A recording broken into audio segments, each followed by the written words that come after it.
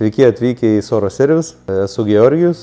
Šalkojo profesiją pasirinkau iš tikrųjų pagal savo hobį, susidomėjimo techniką. Dėl to ateityje po visų mokslų buvo noras eiti tą linkmę prie technikos, prie vidaus degimo variklių, prie autotransporto. Remiantis mano pavyzdžiu, iš pradžių buvau samdomas darbuotojas, vėliau vykdžiau individualią veiklą, o šiuo metu jau esame įkūrę savo įmonę. Dirbame patys ir dar esame įkūrę keletą darbo vietų.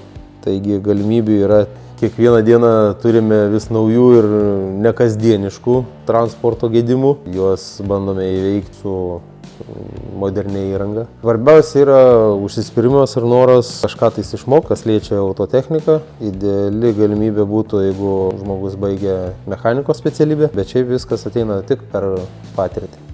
Manyčiau, kad svarbiausia įgūdžiai ne tiek įgūdžiai, kiek asmeninės savybės, atsakingumas, atidumas, kruopštumas, o įgūdžius galima visą laiką įgyti.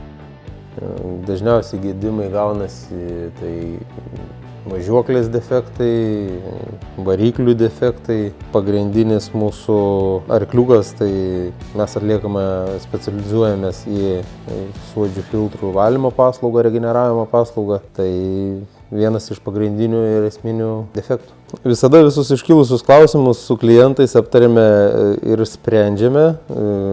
Kol kas rimtų problemų su klientais nėra kilę. Bendraujame atvirai, sąžiningai, todėl, manau, klientai mumis pasitikė.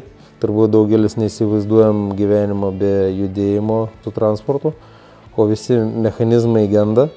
Taigi neišvengiamai tenka kreiptis į specialistus, tai manau, kad ši profesija yra tikrai labai reikalinga.